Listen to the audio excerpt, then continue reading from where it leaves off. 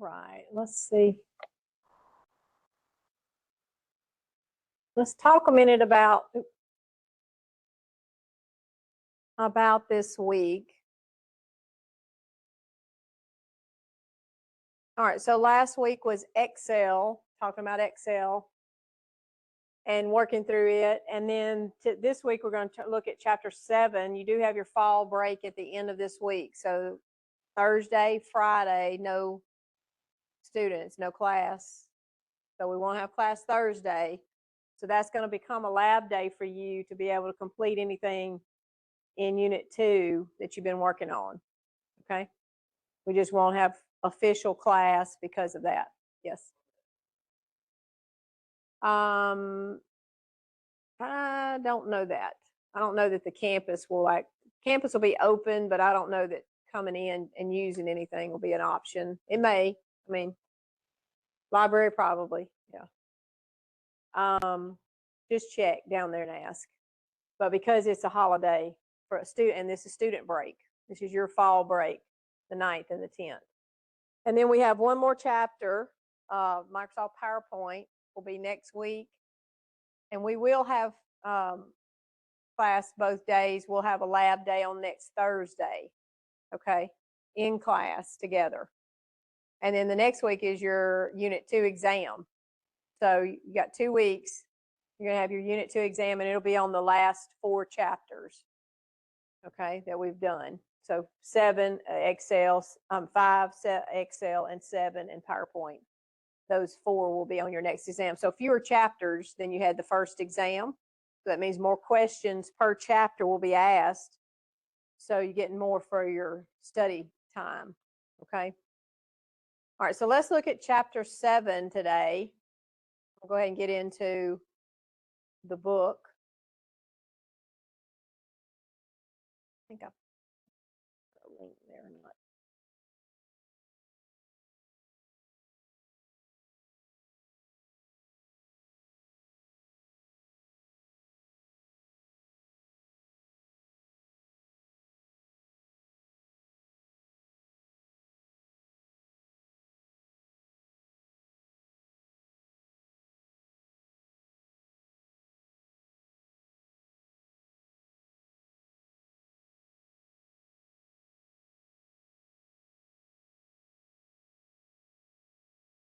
There's an e-text link. I'll try it.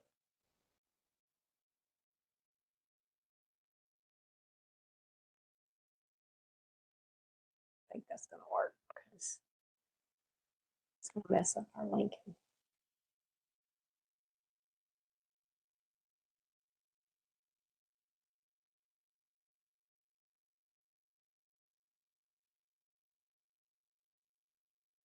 All right, so chapter 7 is going to be about internet and use of the internet, protocols, all that kind of thing. So when we're in here, it'll be talking all about the functionality of that, which we're very familiar with. You are probably very familiar with this. You are probably one of the first generations that are digital natives. You don't know, I don't know if you know life without technology, maybe your generation will be the last generation of students who come through with that have had a transition in their life. In other words, you didn't start with technology, you moved into it. The next generation they will have it day one, okay? So there are some transitional pieces here. And just knowing the history of the internet makes you realize the importance of it and how unique it is that we're all connected in this way. So originally, the internet, or really the way it began, was not for the purposes that, well, it's kind of like for the purposes that we have in here, but originally it was designed for the U.S. Department of Defense. So number 1, the ARPANET was the origin of the internet. Internet's your blank, developed as an early government project. And basically this image here that's in your book the ARPA network, was 4 nodes at colleges, and they were trying to see if they could send links to each of the four sites. Okay, so University of California, Los Angeles, Stanford, University of California, Santa Barbara, University of Utah. So those 4 colleges were trying to see if they could actually send information. They sent the word hello, and I don't think they finished sending the full word for the whole thing just crashed, but they realized at that point we can send something to another college electronically. So that was the very beginning. Number 2, the internet backbone. Backbone refers to speed connections between networks, because basically all of this is extremely network oriented. You just have different networks that are connected to one another, and the speed at which that happens is really the backbone, how the backbone of the internet actually works, right?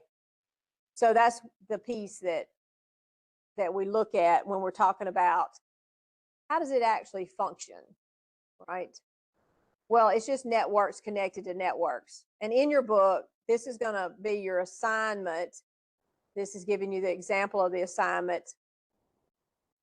You're going to navigate the web, use a browser, change a search engine, because every browser has a background search engine that looks to the web to find answers to what you're asking. Well, in doing so, different search engines look different ways. Okay, they have different mechanisms or programming on the backside, so they're going to find different results. Most people assume that Google, when you open Chrome, Google is the only search engine, but it's not. There are other search engines, and your browser can determine which search engine you're using. So you're going to change it in your exercise. Yeah. Yes, very good. Yep, those are different search engines, and you notice whenever you look up Bing, when you use Bing, your results look different, right? So you can say, you can have your browser looking through a certain search engine, the one that you like the most or the one you feel like you're most successful with, by just changing it within your browser. So your browser is a window basically into the internet opportunity. It also understands how to display pages that are on the internet, because originally there wasn't much. It was just research, boring research. But once we got beyond that part and realized, oh, we can have a whole lot of other things. We can have videos, we can have streaming, we can have connections with each other, we can do all of those things. It changed dramatically, right? But beginning wise, it was more about just finding information. There were static pages, just linkable pages. That was it. Okay. Number 3, VoIP, voice over IP. VoIP enables calls to be transmitted over the internet instead of traditional phone lines. Voice over IP. Voice over IP. So that allows us to send a digital signal over digital lines that was originally analog, basically, right? You're sending your voice over internet protocol instead of the old POTS, plain old telephone service. Number 4, blank is authoring language that defines structure of a web page. HTML, hypertext markup language. That's how we actually connect pages to each other, and that's how your browser opens pages, because everything is programmed in HTML language. It is a language. It's not a difficult language to some degree, but it does have background pieces there that control what shows up and how it shows up. Okay, so these hyperlinks and hypertext are items that are directly related to the way a browser is going to open up an HTML document. So think of it this way. If I have a Word document what application opens Word documents? Microsoft Word, right? Same idea with browsers. What it is you can have different types of browsers. You can have Chrome, Safari, Firefox, Opera. All of those are just programs that know how to open HTML documents from the web. Okay? I can't use Word to open a document from the web and read it correctly. You see that? So it's all about the application and what it knows to read and how it reads. And it does that by that HTML language. Number 5, programs that interpret HTML to display web pages are known as web browsers. Web browsers. So it interprets the HTML language and displays it. So Chrome, Safari, Firefox, all of those are your browsers. They understand how to interpret HTML. Now, how fast that happens is a big deal for us. What we're concerned about is speed, right? We don't want to have slow internet. So number 6, data transfer. The data transfer rate of a network is referred to as bandwidth. Bandwidth, how fast it goes across. And all of these are showing you the different bandwidth opportunities by the different types of ISP, right? Internet service provider. Number 7, the least expensive type of internet connection is the dial-up. Dial-up. Well, yeah, it is, because nobody wants it, right? Not anymore. So dial-up, now, dial-up used to be extremely, extremely slow, way slower than what it is today, even though now it is still slow. You would have to sit and wait for it to pull in a page, right? Because the other side of this is what happens with technology. We start small, we get big, and then you have to have more speed to download and interpret pages. So the pages become extremely big. Your browser works to open those pages. Your speed, what used to work great, now is slow because the page is so big. See? So you have this glitch all the time. If you live in a very remote area, you are most likely to use satellite internet, right? And anybody in here have satellite internet inclusive of now Starlink? Nobody? We actually just put in Starlink at our home, and it's so much faster than what I had. A DSL, digital subscriber line, and it is a lot faster. The only drawback is when it gets cloudy, it slows up, or there's little glitches that happen. So we're working on figure those out. But satellite internet access has come a long way. All right, so the FCC, Federal Communications Commission, defines broadband as connection faster than 25 megabits per second. 25 megabits per second. I think I saw broadband back here somewhere. Yeah, number 8 is satellite. Number 9 is 25. Here it is.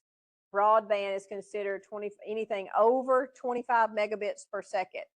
So that still seems low because we think, man, we should be really pushing the end of we should be way high with the megabits per second. But in truth, you really don't have to have high speed to not recognize you don't have high speed. In other words, it's not going to be extremely slow. Now, the fast one, the extreme fast one, is fiber. Number 10, fiber internet access can reach speeds up to 2,000 megabits per second, but typical ranges are 100 to 1,200. This is fiber to home. So fiber is at the speed of light, basically, right? And fiber is extremely fast.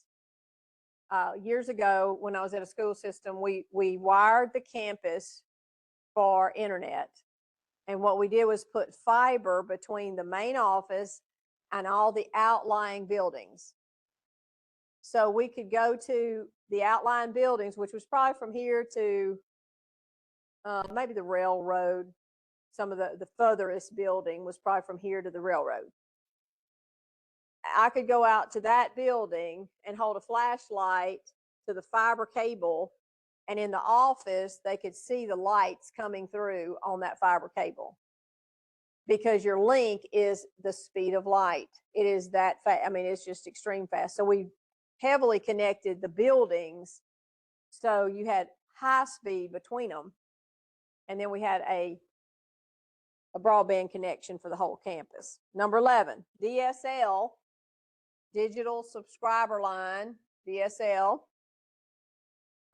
uses telephone lines to carry digital signals. So DSL, anybody with a DSL modem is connecting to their phone connection in the wall, but is sending digital signals because of the modulator demodulator. A lot of what technology is managing what you have and making it work to what you need. So there's a lot of back and forth convergence of technology. Modems are an example of that. Modulator, demodulator. So if I have an analog signal coming from plain old telephone service, POTS, my AT&T connection, it's hitting that modem. The modem is transferring that analog to digital. So my machine can read it. So my devices can look at the internet. So then I send an email, boom. So I'm sending something from digital and I'm trying to make it go across analog. That modulator, demodulator takes that digital signal, transfers it, sends it out as analog. It does it so fast we don't even realize that's what's going on, but that's what your DSL modem, that's why it's called modem, modulator, demodulator, that's what it's doing. It's transferring that signal. Number 12, a high-speed network set up in a person's home is usually Wi-Fi, wireless Wi-Fi. Wi-Fi is generally what we have in our homes in a lot of ways, depending on where you're located, right? But that's typical. And Wi-Fi lets us access material everywhere. Another option, number 13, wireless access points available in public spaces are often called hotspots. And you can make your wireless phone, your phone, a hotspot for your other devices. Let's say you got extreme speed on your phone and you need your machine to access the internet. You can make your phone become the hotspot. In other words, it's the relay, right, between networks. So then your phone can hook up to the Wi-Fi of your phone and connect to the internet. For 14, a third-party program like Adobe Flash Player is an example of a browser plug-in. So we have plug-ins for a whole lot of things. Adobe is just one of those because sometimes when we're using the internet, we come across a PDF, right? And we need to be able to open it. So your browser is an example of an older browser. This is Microsoft's Edge browser. And then there's Firefox and Chrome. You notice all of these do the same thing, remember. What is the point? It's business. So we're mixing need with business. Need is I need a browser. Business says, oh, we're all focused on a browser. Microsoft has their browser. Google has its browser. Firefox has its browser. There's lots of browsers. You pick one, right? And then they get money because you're using their browser. So just all of them do the same thing. Safari, even your different mobile browsers that you have on your phone. And you can configure your default browser. So when you click on a link, it opens in one browser or another.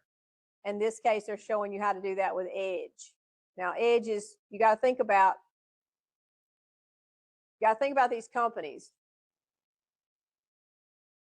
Google is focused on a browser, has been for years. Microsoft, a browser is not all they have. They have a lot of software. They started with software. They started with operating system. They started with those things ahead of a browser. They included a browser, Internet Explorer, for years, and now that's Edge. But their focus has not always just been on browsers, right? So that's why it's hard to compete with somebody who focuses on one piece as compared to somebody who's doing that plus a whole lot of other things. So consequently, over the last few years, Internet Explorer and Edge have had issues, okay? Not that they're not trying to correct them, but just remember, their focus is not in line with only that, right? It is a lot of other things. Yes.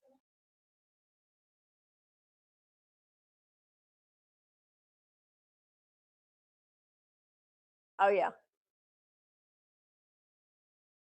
Edge. Oh yeah.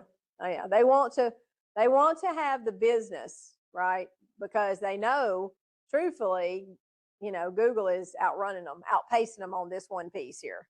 Now, remember, Google did not focus on creating software. They allow software now. They have Google Docs, they have Google Sheets and all, but that's additional afterward. They saw a niche in the market where maybe they could jump in, but that was not the original. Remember, it was not like that. They reversed that in business. So yeah, Microsoft wants as many people using Edge as they can get.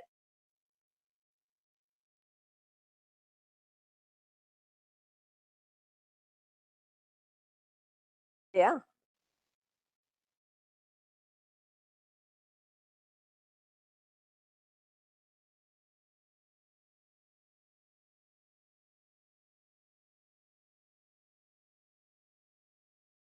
Okay. Well, it kind of depends on how they expect to see it. So let's say they want to see a document about him and then they want to see individual pictures, right? That's a lot different than saying, I want to see a document and I want to see just a collection of pictures, because a collection you're going to put into either a PowerPoint or you could put in a Word document. I always recommend, if you're using anything with images, go to PowerPoint. And the reason for that is you can manipulate it in PowerPoint. You can export it so it doesn't stay in a PowerPoint. You can export it as a PDF. So then it becomes flat. It's not changing, but you've got the images set the way you want them. So the other thing is, if you put images in PowerPoint, you can always add little information below the image if you wanted to. That becomes a page in a PDF document. So you got a page, picture, information, picture, information. It's just easier because PowerPoint is designed for graphics. Microsoft Word, you could actually put them in Word, but the challenge is manipulating it in Word like you could in PowerPoint. So I would recommend throwing pictures in PowerPoint, right? You can always export it as a document, not as PowerPoint, because you probably don't need it as a PowerPoint. You probably just need it flat. You need it as a document, but you can manipulate them a little bit easier in PowerPoint than Word. Okay, if you have it. Now, if you have it on your machine. If not, you can always throw stuff into Word and try to manipulate it that way. It's just a little bit more difficult. It's just faster in PowerPoint, what it is. All right, so let's look at number 15. Blank or small text files stored on your computer when visiting a website. Cookies, not the good kind. This is cookies that are on a machine. So when you have cookies, basically it puts a little text file on your machine. Have you ever noticed that sometimes when you go somewhere, it says, welcome back? Okay, it says, good to see you again, whatever. That's a cookie on your machine. I'm going to say a challenge here is making sure that you allow those to, or delete those periodically, because they do add up, right? The security and privacy, is where you control how the cookies are happening, right? But now over the last few years, the government has required companies to tell people that they're putting a cookie on their machine. Have you noticed that a lot of places you go to now says, we use cookies, please accept or reject, and accept all, accept just limited or none, you pick, right? Well, that's a government determined thing that's making companies have to do that. Used to, everybody did a cookie. Yes.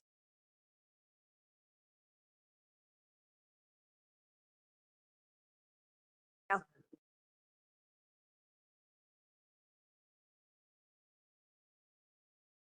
That's right.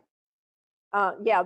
The issue was that instead of people being in the dark that cookies are being used, now they're making it to where everybody knows they're being used, but you still have to accept them to use their site. So you're right. It is a challenge to block that.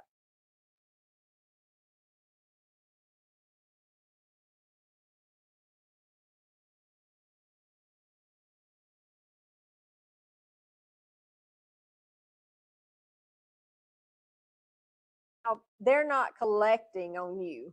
That's illegal. They're illegal doing that. What they're doing is saying your IP address from this particular machine. Every machine has its own MAC address, and every network has its own IP addressing system. So if I'm on a computer that I've gone to, like let's just say JCPenney before, and I go back to JCPenney, they've put a cookie on my machine because I've been there before, right? Then they'll say, "Welcome back, Penny." If I go there because I've went there and shopped before, or I've looked at stuff on their site before. That cookie does not contain necessarily my information, even though the browser, because you're looking at a couple of different things here, the browser itself is storing history. Okay. The cookie is from JCPenney that says, oh, if this computer user comes back to us, we're going to recognize them and we're going to do a handshake that, oh, yeah, we recognize you. The browser itself stores. So one of the big things I always tell people is clear your browser history periodically, frequently.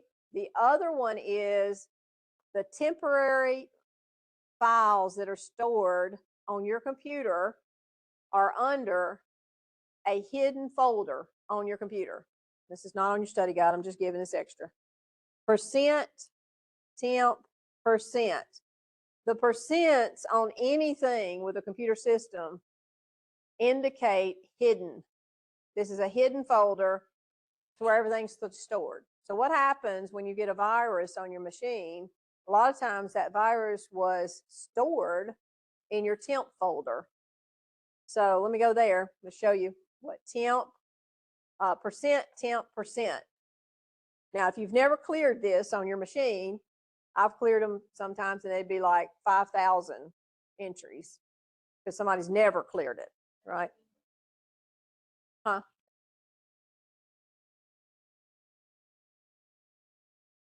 Good thinking. Yeah, it can be. It can affect because now they're small. They're typically not very large. But you notice there's lots of these, right? And you can always tell by your scroll bar. The smaller the scroll bar, the bigger the folder, okay? This will shrink down because look, I mean, it's just massive, right?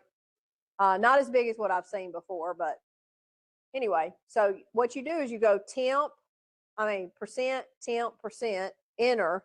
Then when you get here, Control A. Control A will select everything in the folder.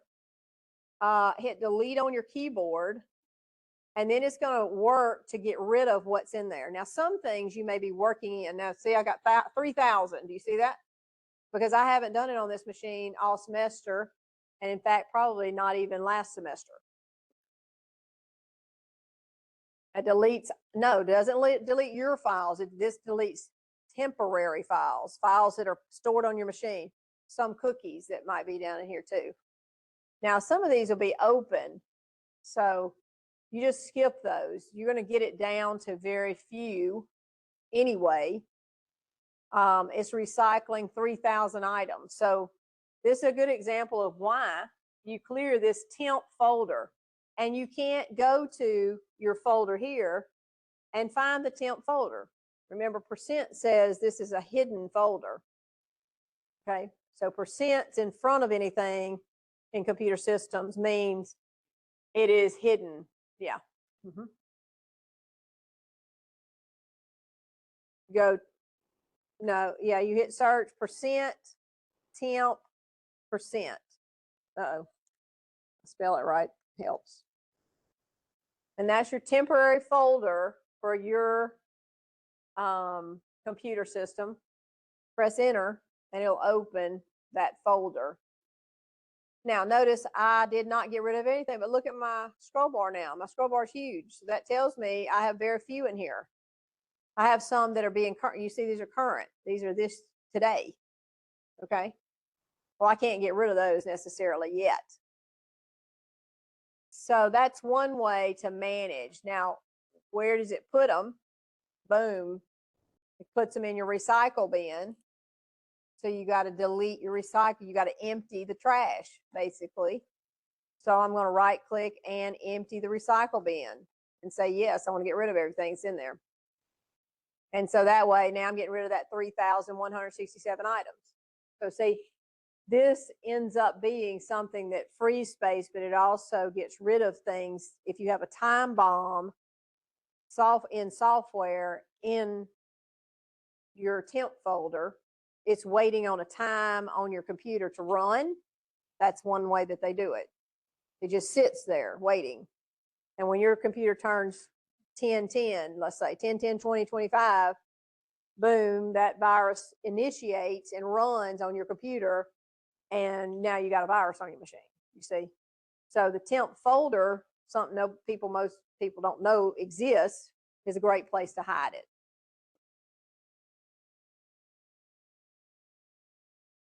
You could, yeah. Realistically, you could, yes. Pretty cool.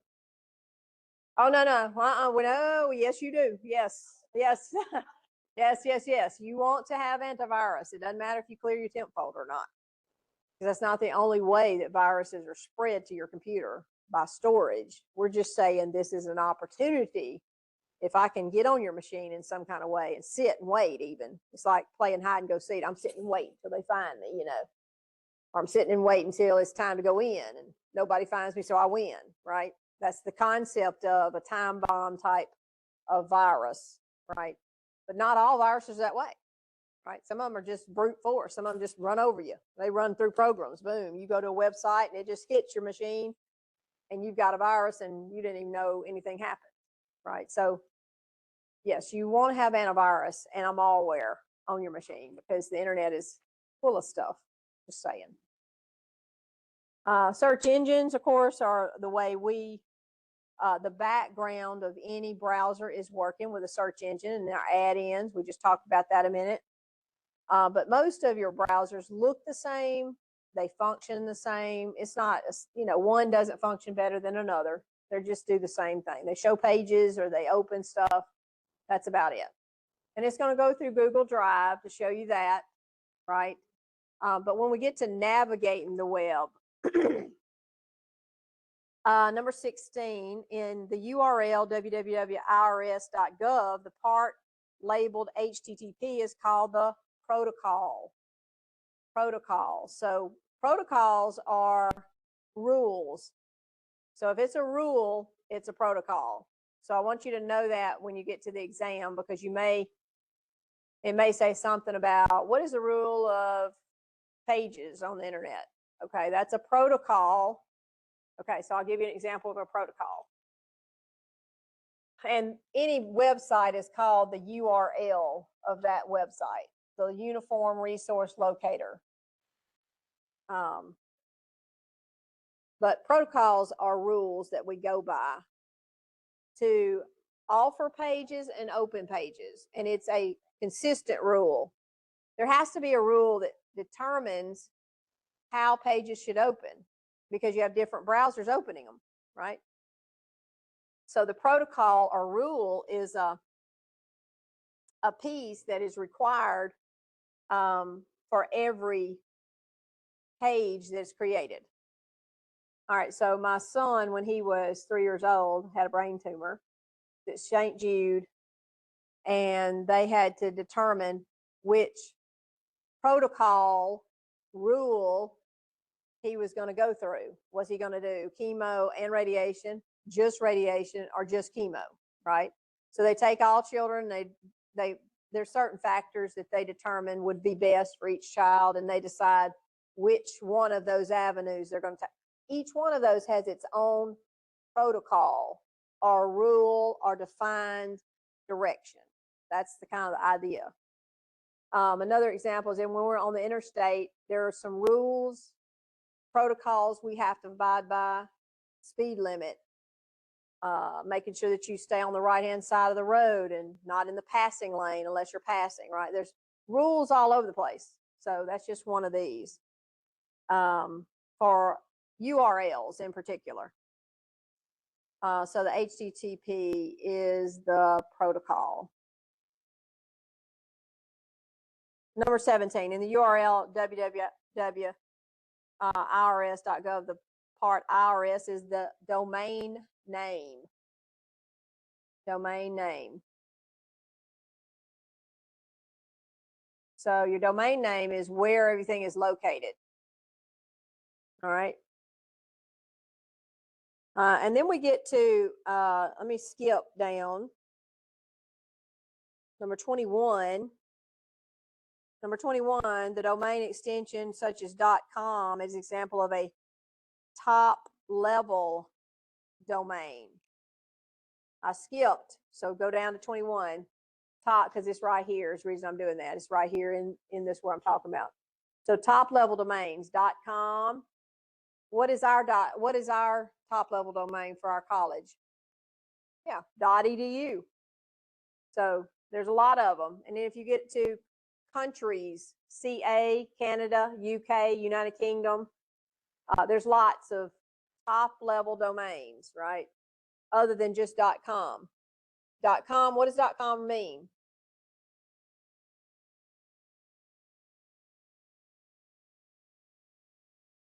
Okay, so edu is education.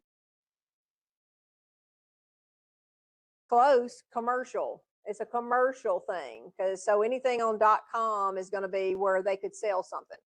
Okay. Right. Even if they don't. Like you could do, like an organization would be .org. That's implying something to you, right? If it's CA, it's implying to you that it's Canada, it's in Canada. If it's UK, it's the United Kingdom. These top level domains give you some idea about the site. Let's see. All right, so who controls everything? Let's say I want to start a new company, and I decide my name, my company name is PK's Flowers, pksflowers.com, and I'm gonna sell flowers of all kinds, live flowers, right? Who is gonna stop me from naming it pksflowers.com? Right? Somebody has to have the list, right? Of all, think about this, all pages on the internet, or every company on the internet. So I put in that I want pksflowers.com. Okay. Number 18, the internet naming system is ICANN. ICANN, Internet Corporation for Assigned Names and Numbers. Every company that has a web page or website that you can visit has an IP address associated with their name. ICANN tracks the IP address, right, and the name. So if I would have to go to ICANN first and say, is pksflowers.com available, right? Because somebody else in the world may have already come up with that fabulous name and they're selling flowers, right? And I couldn't get it. So I'd have to change my name. This is a purchase. This isn't free. You buy it. You buy the name you buy the actual location of it, you buy it. You buy it for 30 years if you want to buy it for 30 years. And if you don't want somebody coming up with pksflowers.org to compete against you, you buy the org as well. You buy all of them that you can buy. So that way your information and your business is protected. Okay. All right, let's keep going. Number 19, URL is a complete web address that directs you to a specific site. URL, Uniform Resource Locator. We looked at that just a minute ago. The URL of anything is where it is, right? URL, Uniform Resource Locator for any site. So why don't we have to know numbers? It's just like your phone. Now, you didn't grow up this way, but when I grew up, we didn't have cell phones. We just had a phone connected at the house. You had to memorize everybody's phone number to call them. Now you don't have to do that. You have your phone, you click a name, boom. And your computer says, oh, that's such and such. I'm going to connect you, right?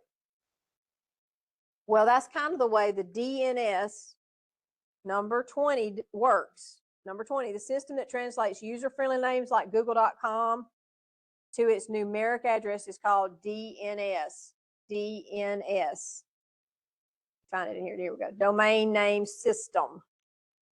So in other words, instead of us having to remember that Google is 72.125.224.72, we just put in google.com and the computer says, oh, you mean that address. Okay? Because remember, this is all digital mathematical. Okay? So everything is related to a number of some kind. Number 21, TLD, top level domain. We went over that one. All right, so when you're using the internet, how do you restrict or manage the amount of information you receive when you look for something, right? There's one way. Number 22, Boolean, B-O-O-L-E-A-N, Boolean. Boolean characters are and or not. Good.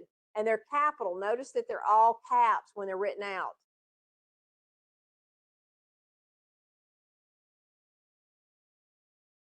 Mm-hmm.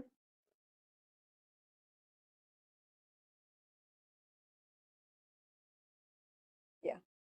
There's a difference there. And here's an example of, okay, so you do the Eagles, not football, because the Eagles football, you know, you get all that too. If you were just looking for the bird, Eagles, 57 million. If you do Eagles or, so you're being more inclusive, Eagles or birds, well, that goes way up, right?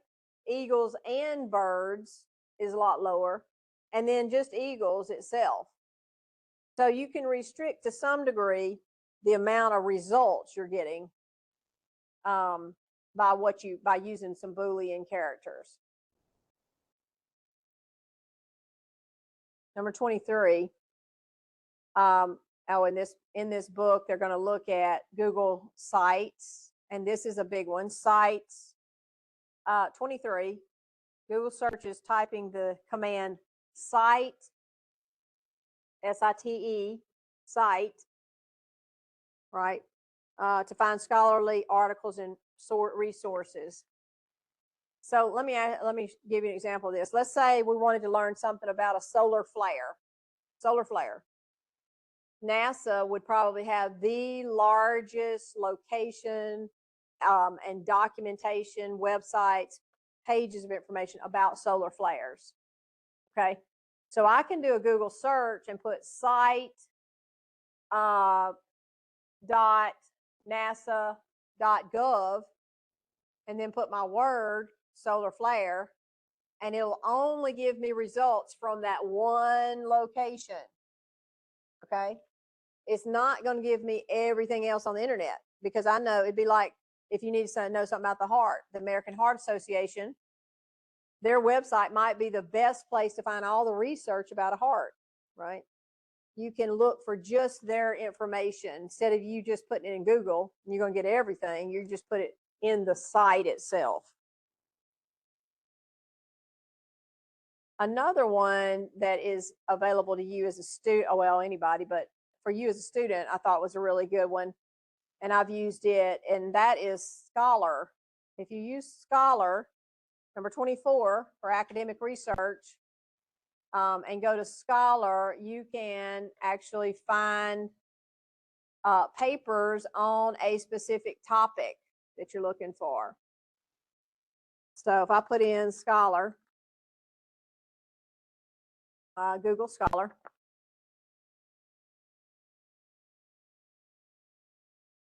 yes, or any kind of research. It should look like this when you come into it, and as Google Scholar.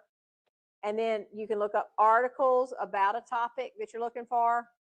Another great little thing is if you click over here on the left-hand side, you can do, nope, not metrics. Let me go to something else. Settings. I have to put something in. Anybody have a English paper topic that they're writing on? Psychology? I'm just talking about any paper y'all have to write. Okay. Yeah. If we have anybody that's doing a paper for an English class or a psychology class or anything like that, topic-wise, neuro, I can spell it right, transmitters, there we go. Now, neurotransmitters. All right, so now I have every article will be from something that is a previous, let's say, imparted article written into a newspaper or mostly magazines, Scientific America, 1974. So it's older material, some of it. That's okay. Older research is what we're living off of now. But you can say, let's say your instructor says you can't be older than 5 years. Okay, so I'm going to do 2021 to 2025. In fact, I can go back one more. I'll just do a full 5. Then I can restrict it according to what years, okay, and see what's been within the last 5 years concerning neurotransmitters, right? And now everything is going to be within that, even though it's crossing boundaries here of what, where you're trying to look at information. Now, let me show you another trick here while you're here. So anytime you're looking for references for material, you only need one good reference, and here's why. Every scholarly page or paper that's written, doesn't matter what it is, will generally have, here we go, look at the references. They will have 25 to 40 references, okay? What happened to my I don't have any references business right here? Let's see, this one article, oh, I don't know if I can get to the end of this one. One article goes to 124 references. I found the mother lode right there. One article, I can take what he pulled, right? If I'm doing on the medical side, if I'm doing whatever piece of this I'm trying to write my paper about, now I can go pick what he did, right? And go see that article. Well, what's going to happen when you get to that article? It's going to have 50, right? Pick one of that one. It's going to have, do you see what happens? It's a domino effect of opportunity for reference material. And the more scholarly the paper, the more references there's going to be, because they don't want any concept of plagiarism. Y'all know how bad plagiarism is. Furthermore, if you write an article about something, it'll be run through either peer reviewed, which means your peers in the field you're in will be evaluating your work, and they're looking for any plagiarism that may have happened, right? It'll be run through a plagiarizer system to make sure that you didn't plagiarize. So the solution to no plagiarism is loads of references because you're referencing everything in there. You didn't leave anything out. It's okay to use lots and lots of material from different people. You just got to give credit to them. That's all plagiarism is. To not have any plagiarism, you're just giving credit to whoever came up with that concept that you're including in your paper. Right? Yeah. Yeah.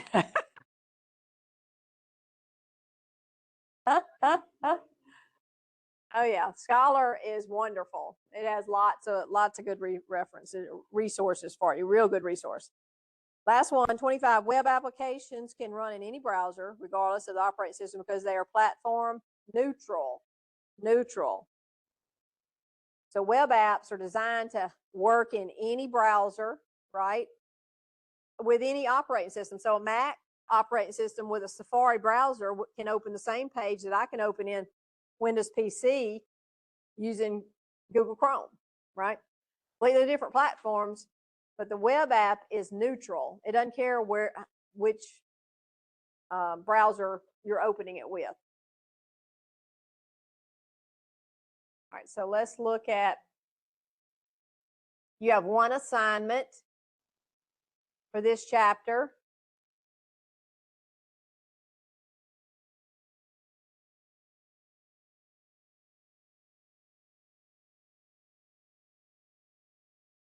And let me just go here, find it over here.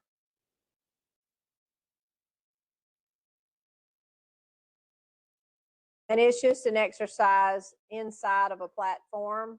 Oh, wrong thing. I didn't put it in there. Let me see. No, I just talk about it. I'll put the link for your chapter 7 assignment in here. So you can just click on it and go to it. Okay. Yep, it does. Yep. When I pull it, it'll pull over. Yeah. And if it doesn't, let me know, because I asked that same question when we first went to this platform. I said, I'm seeing these exercises in the middle of the book. If they work it in the book while we're in class, they work the same. I was told yes, so we'll know. Did it give you a grade, Tyler? It did not give you a grade. The quiz did. Okay, good. That's fine. As long as the quiz gave you a grade, yes, that's fine. That's fine.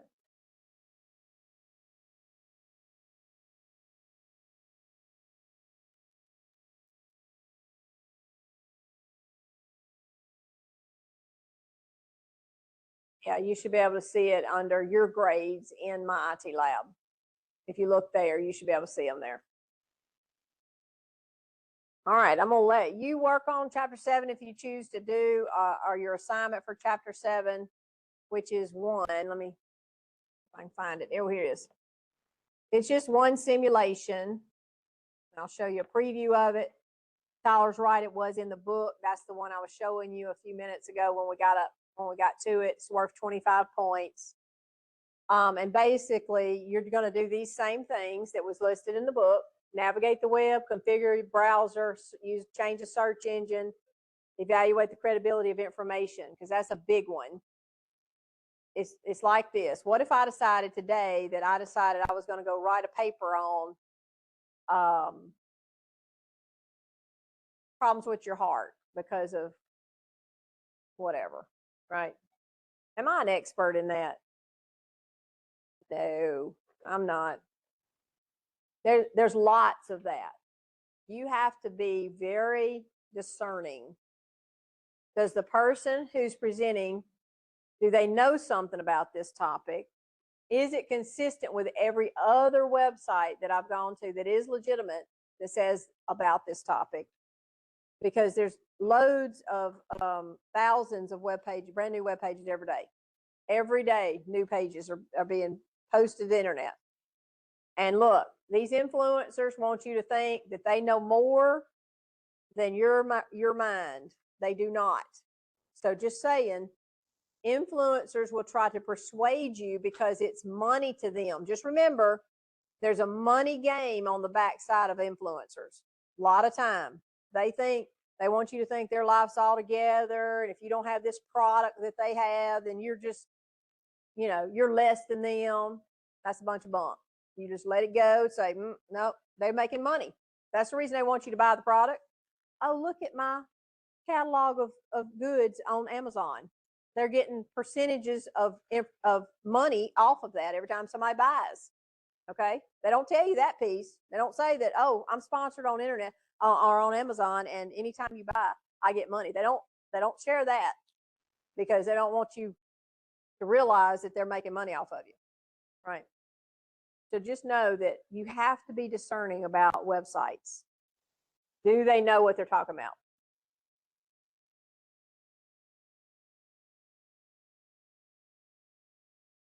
It's little. It stays little. Okay. You can go to just go to Open Pearson right now. I'll put it into our class, but if you just go here and go to Open My Lab and Mastering, and then when you get here, go to assignments. Do you have assignments? I don't know what you have on yours. Yeah, here's assignments right there. And then when you see it in here, you're just going to click on it, and it's chapter 7 right here, technology sim, mini sim. When you click it there, it's going directly to the exercise itself. Okay.